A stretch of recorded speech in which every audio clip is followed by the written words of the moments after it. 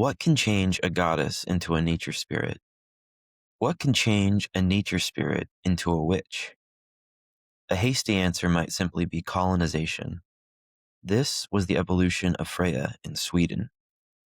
I don't think we can have an intellectually honest discourse about folklore without confronting the forces of colonization head on.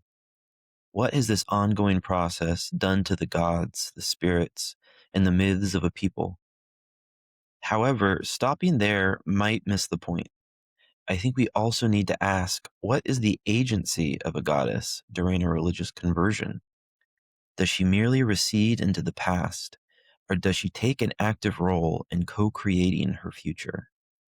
While I personally can't bypass the erasure of ancestral lifeways, I also choose not to skip from the year 800 to the birth of Neo-Paganism when considering the engagement of a goddess with their people. I like to embrace the mystery of a goddess, making a home in a tree, or speaking through a fairy tale, or whispering secrets to a cunning person. I think this multivalence doesn't diminish a goddess, but actually makes them more. Sara Bonadea George offers us a glimpse into this interplay of folklore, mythology, and shifting paradigms in the history of Sweden. In her excellent new books, Fröja's Apples and Flowers of Blood, Sara weaves plant lore, folk customs, and anecdotes from antiquity into a beautifully presented repository of a magical terroir. What is the relationship between Odin and the Virgin Mary? Why did Mugwort ask to be called Luna? Why does a white snake guard an oak tree in the forest that never loses its leaves? Let's find out.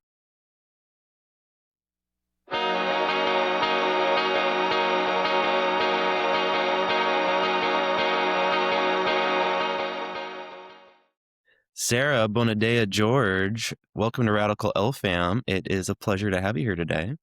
It's an honor to be here, Chad. Thank you so much. Yeah, of course. Very excited to chat with you about all things Swedish folklore and folk magic. Very, very big fan of your book, Fröja's Apples, and also Flowers of Blood from Hexen and Hilder Press, respectively. And I'm excited to go in more in depth into all the research and the commentary you brought to those subjects and the beautiful presentation from those publishers. Really just beautiful, beautiful books to look at, but also to take in and read. But maybe to kick things off, if you can give a little introduction about yourself for the listeners. Yes, my name is Sara, and I live in just in the countryside, just south of Stockholm. But I've been living in Uppsala most of my life, where I studied folklore in the university. I have a master degree in European ethnology with folkloristics. And after I finished my university studies, I studied herbalism for a year. In Sweden, we have community colleges where it's free, and university is free too. So at two community colleges in Sweden, one can study herbalism. So one can get a herbalism education for free, which is I think is pretty fantastic. Yeah. But when I studied there, I felt that herbalism wasn't what I was going to do in life, not medical herbalism, but I felt that I could combine the plants and the folklore from university, and I felt that I really found something that would be my niche.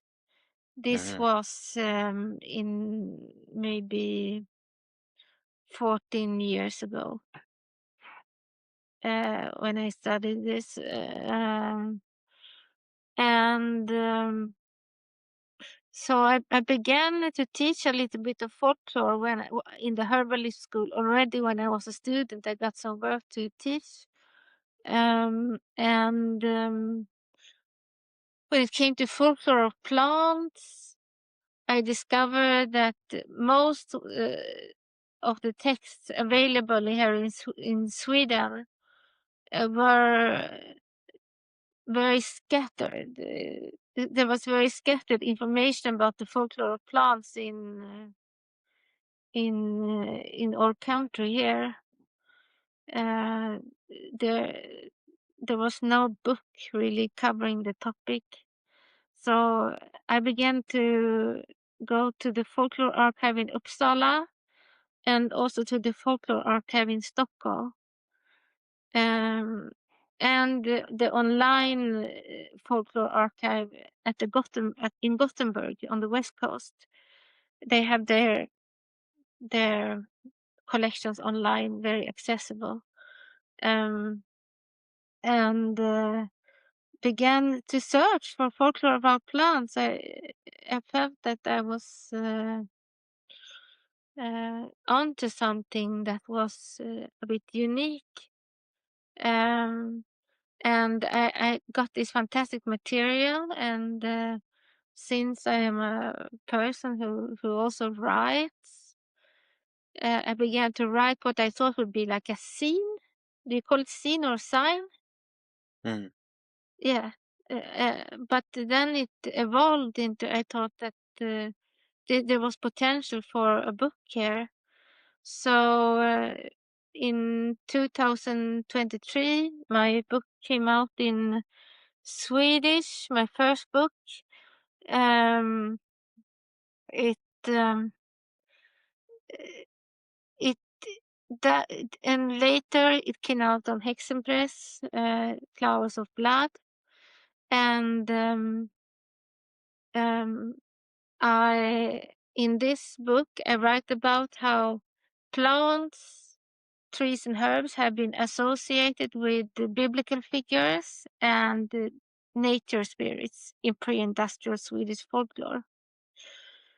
And then I also got to write a book for Hindu, one of my favorite publishers, which is also about the Swedish folklore about plants.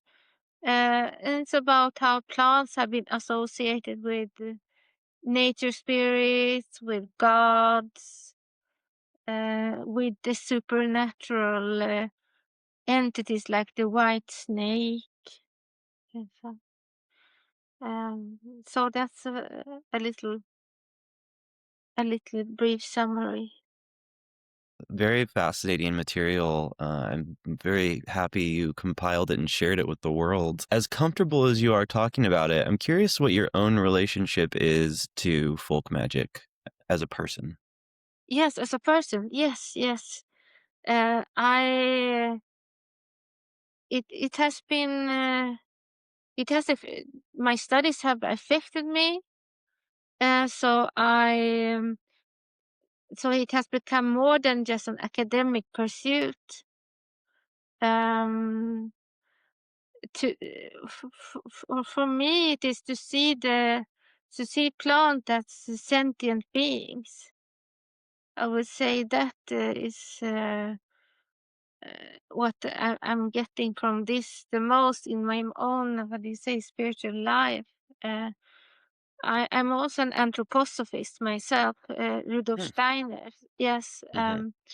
and I can see links here with seeing nature as something more than just the physical. So I don't call myself a magician or a witch, but and also I have a little bit difficulty with the term animist since it has a history of colonialism. Mhm. You call yourself an anthroposophist. Is that something from your childhood upbringing, or is that something you kind of found as an adult? When I was a teenager, me and my mom visited an anthroposophical community. Got I it. live there now myself. Oh, wow. Cool. Yes, it's the biggest anthroposophical community in Northern Europe. It's on Wow. the outskirts of Stockholm, in the countryside, and it's permeated by the architectural impulse by Rudolf Steiner. I live in such a house myself. Cool. Yeah. Interesting. Yes, Do There you, are many do, anthroposophical activities to go to. that's so cool. That's very interesting to hear. Yeah, I'm familiar with anthroposophy and Steiner, but I think you're the first person I've had on to really feel like they truly identify as an anthroposophist. So that's really cool to hear. Oh, yes, yes. I've been living here for 1.5 months now only, so I'm new Oh, here. cool. Interesting. Yeah. I'm curious, you said you had trouble with the word animism. Is your trouble simply with kind of the baggage from the past, the way the word used Yes. to be used? Okay, so the ideas that people typically mean when they say it, you aren't necessarily having trouble with. It's just the word. No, not at all. I think today is very much a positive term Yeah, for most people, and the way it's used today, I think it's really fine, a fantastic term today. yeah, But got it. it's just that the heavy it has a heavy weight, that term. Mm-hmm.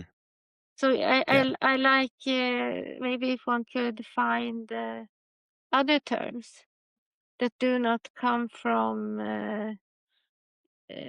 science, that and terms that are not loaded with so much loaded with so much. yeah. No, that makes a lot of sense. Somebody's got to get on that. Somebody's got to make a name. Yes, exactly. Give it a What few could that years. mean? Yes, what could this sense you can in English you can say that a tree is a sentient being, can't you? Can Mm-hmm. you? Mm-hmm. Yes, maybe sentianism could be a word. Yeah, I like that idea. Yeah. It should be a project. We should all start working on it. I like it. Let's move past it. I think that's cool.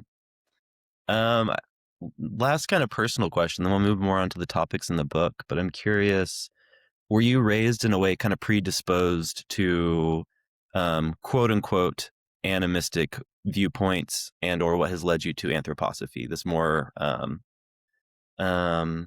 non-materialistic view of the world, you could say? Yes, I was when I was a teenager. Me and my mom, we visited this place that I live now, the anthroposophical community, and I just was so touched by the buildings and the atmosphere, and I knew that this will be part of my path. And then I, as an adult, I began to do eurythmy, this movement art therapy slash art therapy uh, for art form by Steiner. It's like maybe it's merged, we can say dance with tai chi with gymnastic, but also something really unique. So I've been doing that for many years, and yes, just going to study groups and so. I have my own study group in Stockholm where we it's our second semester now, just started, and we are reading anthroposophical plant books, Cool. so esoteric plant books. That's super fascinating. I love that. That's great. Mm. So diving in to your books a little bit, kind of focusing on Freya's apples, you introduced me to a new word, which is memorat.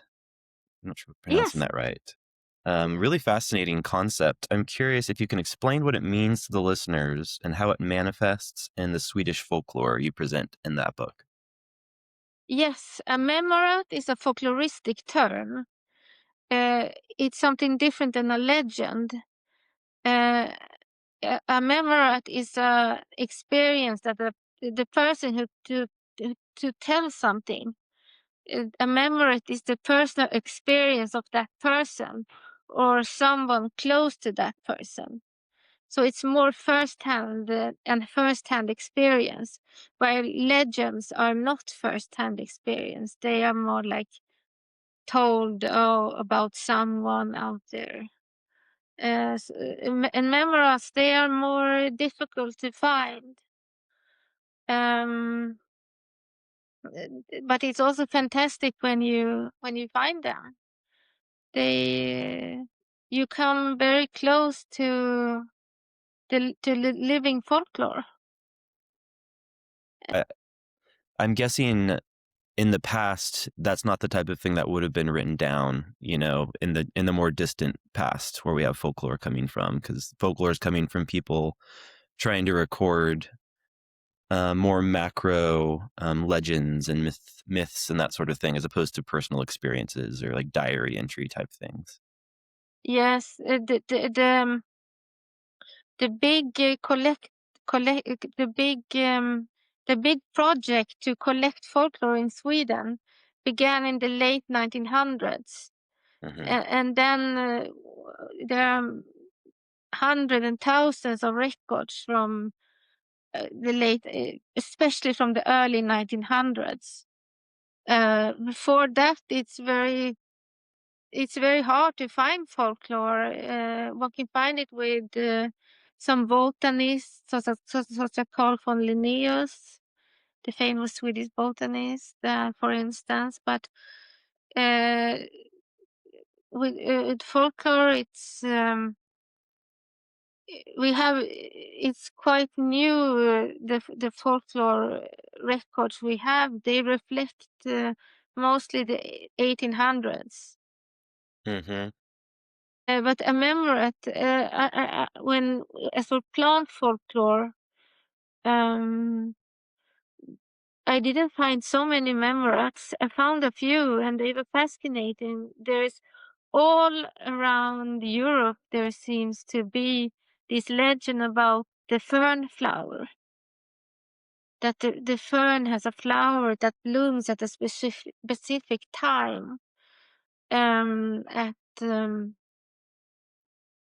midsummer in Sweden, or say at other places can be on another significant day. Um, but there was this man in one memoir that I found in the Nordic Museum, Folklore Archive in Stockholm, and he saw on midsummer, he was out, and then he saw this magical fern flower, and it was like a little star, blue and red, and he tried to collect it, but then a snake came and protected it.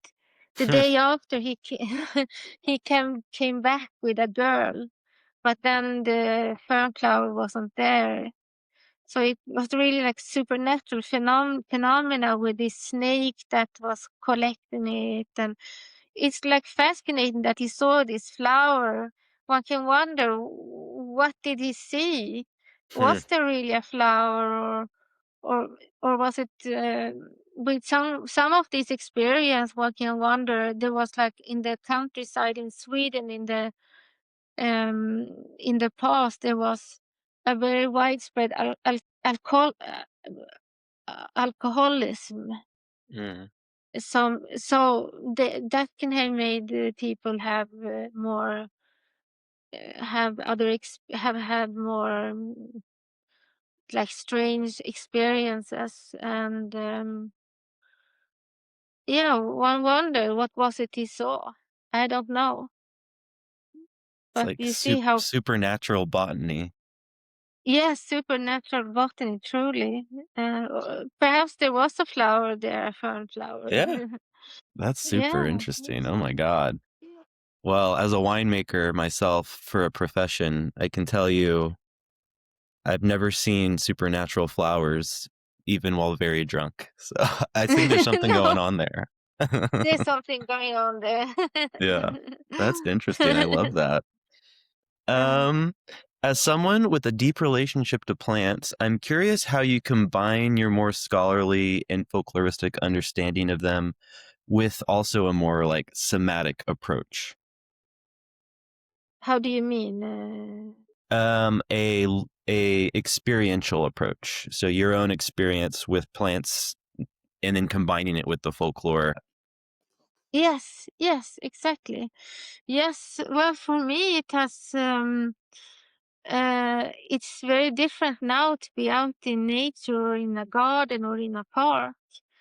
Mm, Uh, the plants, they speak to me, and mostly they speak to me about sentient beings, and but they also become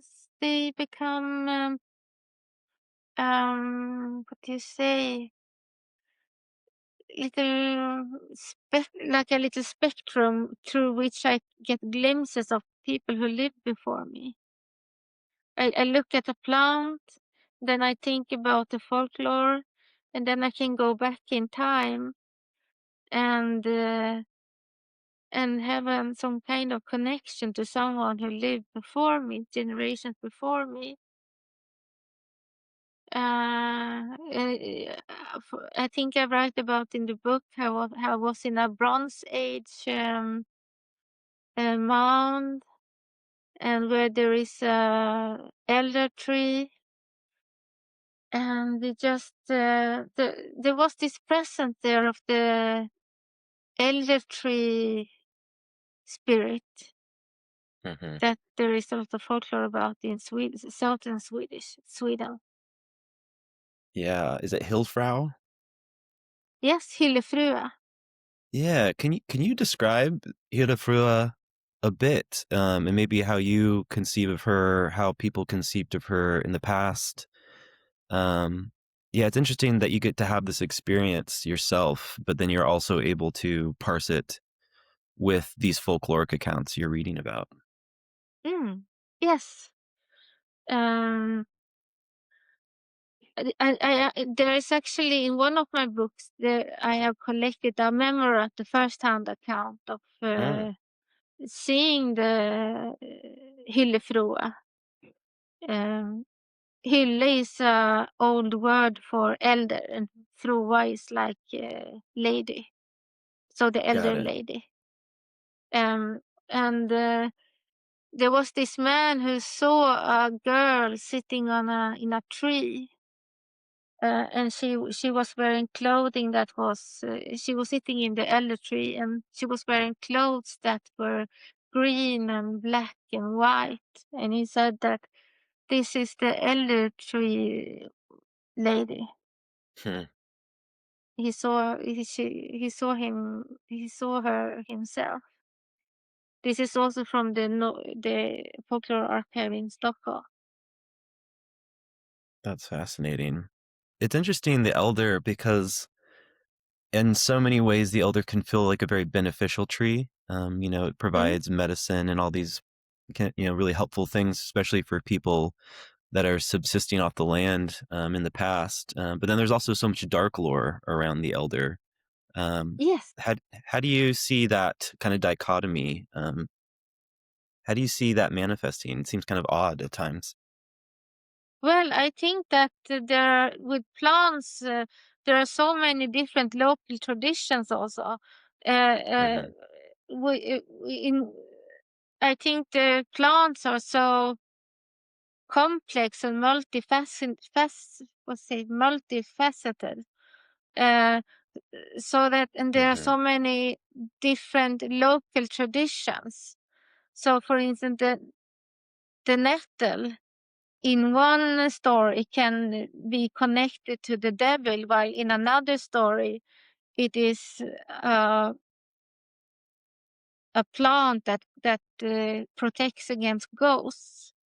So Mm, it's so many different local traditions and different individual traditions. So I think it's quite common to find contradictory stories and contradictory that's interesting. information. Yes. So yes. So it's a very beneficial tree for medicine, like you said, and the nature spirits, they are neither evil nor good inherently. They are somewhere Hmm. in between. and how they act. It depends upon how we approach them and respect their boundaries. Hmm. So the elder tree spirit can be beneficial, just like most other nature spirits. Even the devil in Swedish folklore can be helpful. He has helped distinguish a fire in one folklore account. So, but if we trespass the boundaries of the elder tree spirit, she can bring us harm. Hmm. Mm. It's interesting. It's almost like a reflection of our relationality with them. You know, if we come to them, like you say, respecting the boundaries, not coming from the mindset that most people in the West would today, basically seeing a tree as something that can just be cut down and ignored, but coming with a sense Exactly. of mutual. I'm a spirit in a body, you're a spirit in a tree, and we're going to come Yes. together from that position. Suddenly, you can have a beneficial relationship. So Yes. the folklore maybe reflects how that changed over time. Yes, I think so. Yeah. And it in old folklore it's even said that if you are to harvest the elder tree flowers, it uh, you you have to read a verse to the Hmm. elder tree spirit. So even if it's just about picking flowers, you have to show your respect. And Yeah. definitely, if you cut down the tree, it can cause you great damage. So yeah. So I think how beautiful if we brought these viewpoints a little bit more with us. Not the fear, because Hmm. people in the past really there has been a really a fear of nature. Hmm. We don't need to bring the fear, but the mutuality in a way. Yeah. I love that. That's great. As someone in the Scottish diaspora myself, I couldn't help but see many connections between the lore of Fröja from Sweden and the kayak from Scotland. I'm Mhm. curious if you can give a little overview of who Fröja is on a folkloric level. Ah, yes. Freyja, she was a Norse goddess. She connected with fertility and love, but also with war and death. Um, Half of the warriors who died in battle came to her, Hmm. and other half came to Odin. Um, but then she made an appearance in newer Swedish folklore in late 1800s, early 1900s, judging from the recordings, where she has become, well, in one recording, she's called a goddess, but still, I feel that she's more like nature spirit when Freya comes back among the peasants as a supernatural entity. Um, yes, uh, there definitely was no like worship of Freya in the early 1900s. People were Christians, and went to the Lutheran church, but still, the folklore it was something that was a was a living belief and a living worldview that was parallel with the church. Hmm. So people could go to the mass, but then, and after that they could make little offerings to the nature spirits. But Freya, she was connected to fruit trees, especially apple trees. So she would, in the New folklore, she would come at Christmas night and collect apples on from the tree. So when you harvested your apples in the autumn, you should save some apples because Fröja, she was the one who gave the trees their growing power. So you should leave some apples for her. Otherwise, your harvest won't be so good next year. So here is once again a kind of a mutual exchange, a kind of exchange here. That's really interesting. Yes, and you could see similarities with Scottish, you said? Yeah, I mean, just that one example right there of making sure you leave an apple on the tree, or there'll Mm. be, the harvest will be affected the following year. I've heard that exact story, but the kayak is who you're leaving the apple for instead of, Freya in this Mm. instance. So it's interesting. Mm. Very interesting. It's probably a widespread motif in folklore.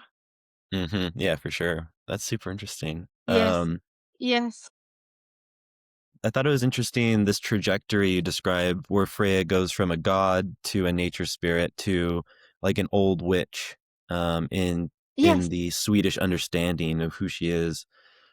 How do you understand that trajectory for Freya? Is it just cultural? yes. I think so. Yes, is the old gods they come back in newer folklore, and it's hard to know if it has been if they have um if people have been if there has been like folklore about these gods from pre-Christian time out until the 1800s. Of course, there are no recordings of from the times past. We don't know. They didn't do folklore collecting.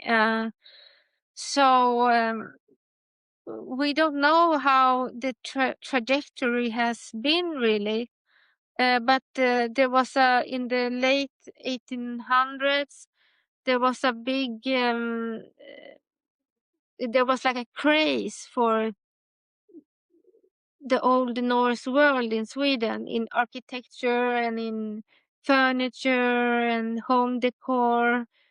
There was like this Viking style, Hmm. and Hmm. books were published about the Vikings and the gods. So that could be how Hmm. Freya made her way back. It could be back to Interesting. the peasants. Yes, someone read something about her, and she came back. But in pre-Christian mythology, it is Eden who is connected with apples. She has the basket with golden apples that make the gods uh, so they keep their so they they they don't get old. But here it is instead is Freya who's associated with apples. But I'm thinking perhaps that suits her as a fertility goddess to be associated with someone who gives the fruit tree their growing power. I love that. I'm curious. You mentioned there, is it Idun, the goddess, the original goddess associated with apples? Yeah. Yes. Yeah, and then how Freya kind of subsumed some of Idun's characteristics. I'm curious how malleable you think the gods are. Oh, that's a good question. I think they are pretty malleable because also Thor and Odin and Loki, they come back into Swedish folklore, new into or they make the appearances there in from the 1800s and early 1900s that we find in the folklore archives. so they can get new life. I think that in a way, the folklore has similarities with the pre-Christian mythology in that it dealt much with the questions of everyday life, how to deal with it. So these gods can come back, and they also have to do with how to deal with life. Then, for example, Thor, if the thunder god, if there is no, if there's too little rain, he can make a thunderstorm so that it rains on the fields, for instance. So I think they are malleable, really malleable. They take new appearances. That's really interesting. Kind of going there with the gods a little bit more. I'm curious what you make of the incestuous relationship between Freya and Frey. Ah, interesting questions. I guess that was the nature of these beings, Hmm. uh, to be promiscuous Mm. at times. I've always wondered if it was like a memory of being so far in the past that there were less people to mate with, so they just mated with each other or something like that. Perhaps. Maybe. Yeah, it's interesting because they're the Vanir, right? So they're the older gods as Yes. opposed to the Aesir. Yes. So I always like I'm wondering if there's like they're more based around nature. They're incestual, you know. Yeah, it's something I think about. Yes. Yes, something to Uh, think about. Yeah. yeah. I'm curious, do you have a personal relationship at all with Freya? Is that something that fits in your practice, or is it more conceptual? I think it's more conceptual nature agency, but I always think about Freya when I gather apples, for instance.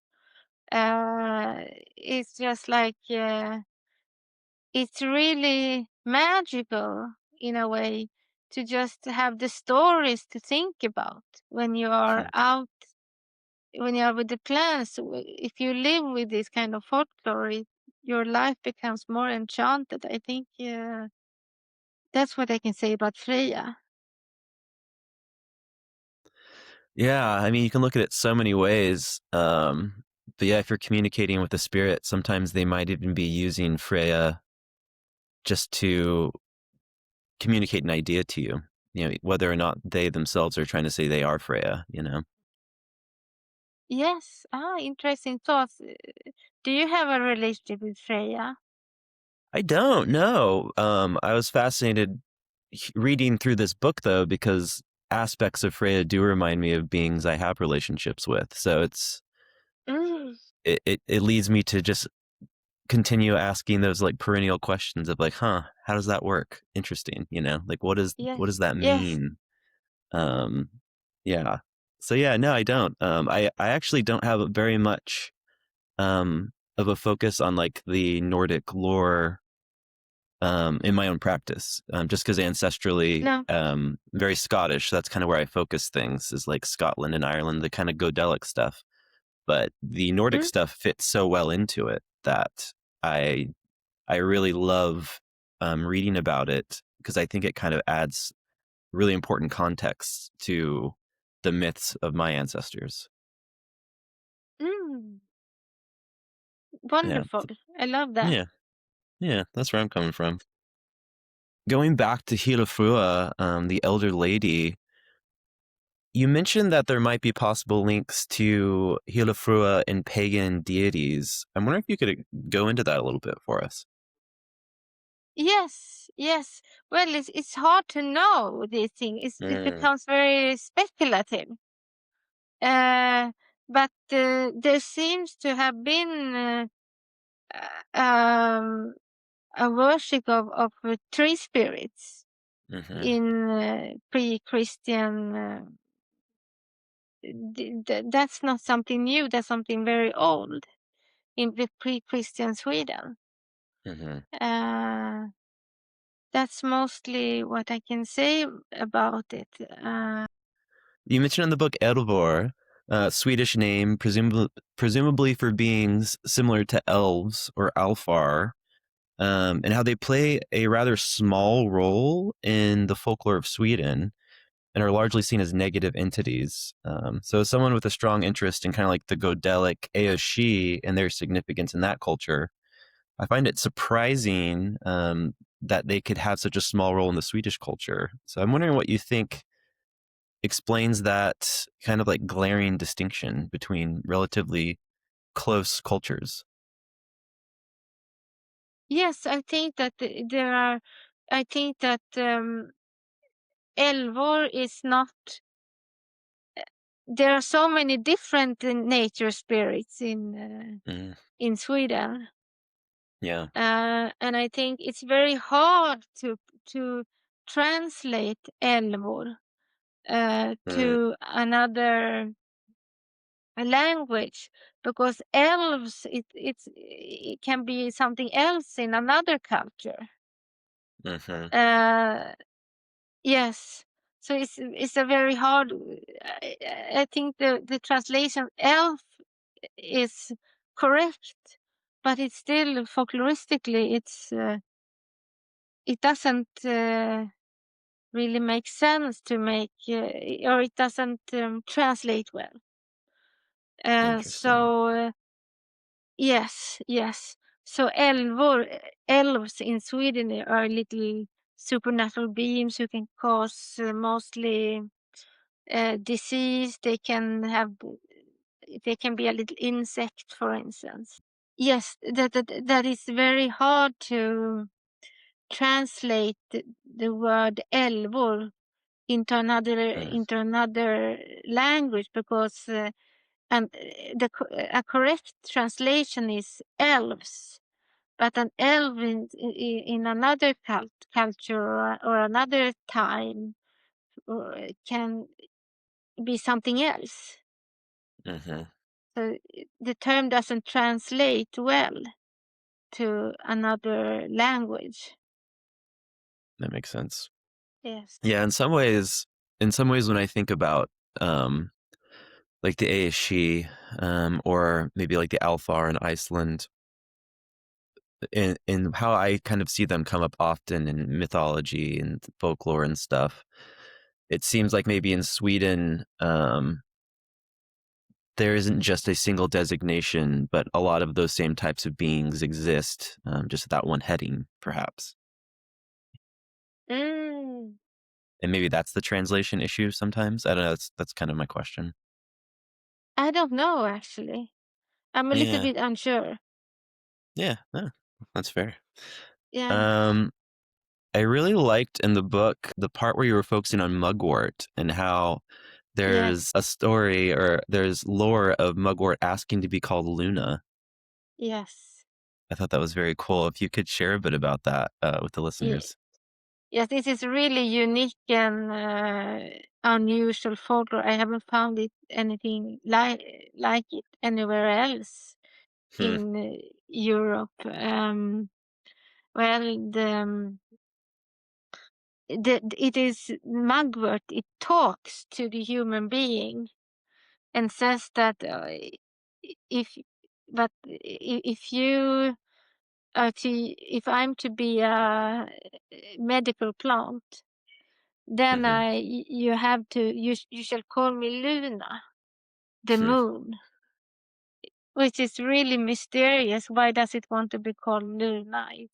We don't know that, and sometimes with this folklore collecting, one wish that they had collected more context. Yeah. What did the person who told this? What they did they have any idea why it would be called Luna? Maybe they didn't, but one would have liked to have more questions surrounding this. Yeah. One gets really curious. I just have a theory that it has its leaves are silvery on the backside. on underneath. So maybe and in esoteric traditions, the moon has been linked to the metal silver. Mhm. So maybe it's the mountbird who wants to tell us that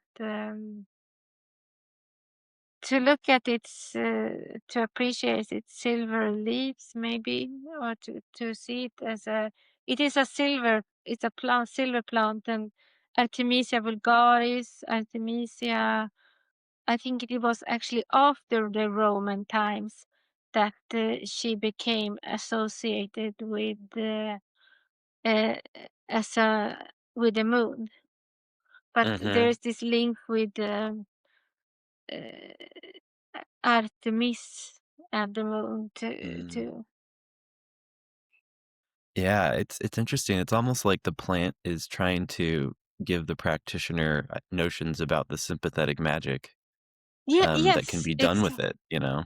interesting. That's an interesting point. I didn't think about Yeah, that. True. because it Yes. makes sense to me as like a divinatory thing, that, to like make a mugwort tea to kind of heighten your senses, that sort of thing. Mm? Yes. Yes. Yeah, that's Y- interesting. Yeah, I yeah. really loved when you presented that. Yes, it's my favorite part of the book. That's so cool. I love that. Yes, and it's how the plants can talk, even that it has such that it's such a sentient being that it can even Mm. talk and communicate. I was doing a kind of folk magic intensive with Corinne Boyer this last fall, Mm? which was very enlightening and cool. And she has a perspective that there's a distinction between kind of the animating spirit of a plant and an element of a spirit ensouling a plant that is not of the plant. Like they're almost two distinct types of Yes, beings. Is that something you yes, experience? yes. Hmm. Some that are exactly that's my experience of folklore too. That there are uh, like the elder tree lady. She Hmm. can be the tree. Hmm. Yes, she is the tree.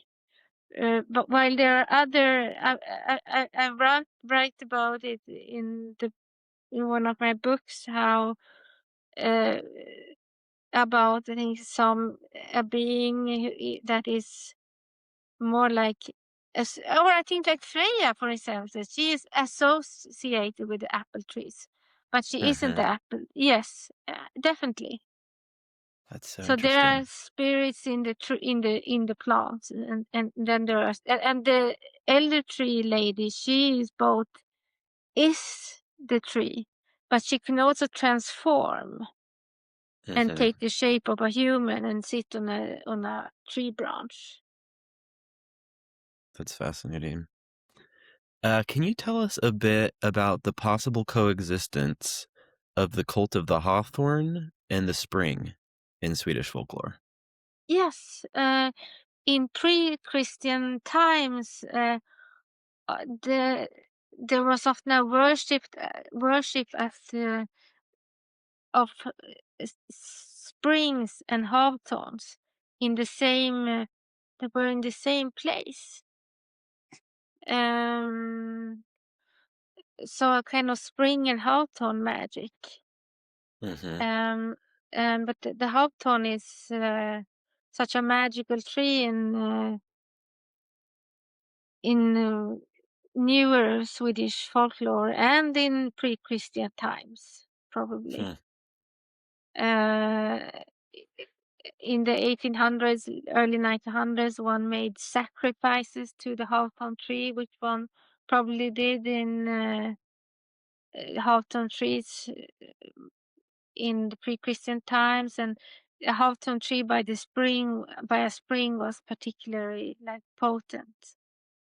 Is there an inherent relationship that the hawthorn has to springs as a body of water? You know what I mean? Is there like a direct relationship between the two?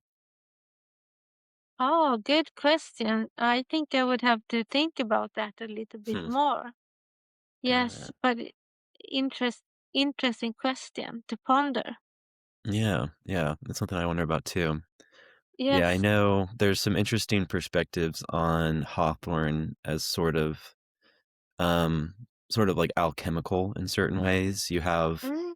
the flower, the thorn, and Oh, and the berry. there it is, the berry. Yeah, yeah, yeah. So it's interesting. I'm wondering if there's something about wells that connects with that alchemical process. Ah, I love that Yeah, idea. I hadn't thought about it. I love it. yeah, yeah. Well, Yeah. I'll put some thought into Yes, it. me too. Yeah, I love it. Um, I'm about to ease you into a Patreon segment for our Yes. Patreon listeners. But before I do that, if you would like to give any plugs for the wider audience about how they can find your books or anything you'd like them to check out. Yes. You can find my book Fröja's Apples through. You can go to Hildir's website, and there you can find the different stockists in different countries. And with my book Flowers of Blood from Hexenpress, you can go to Hexenpress website, but you can also, but that's, but there are also American distributors of the book and Canadian, I believe. So you can Google Flowers of Blood, and they should come up. Oh, yeah. Beautiful. Well, thank you so much for Thank taking you. the time. I appreciate it. And now we are behind the paywall in the green room hanging out. So yeah, I wanted to ask you a few more questions here just to kind of share with our Patreon folks. Um, I'm curious how you understand the interplay between Christianity and any surviving paganism amongst the Swedish people of the 19th century, where you're collecting your folklore from.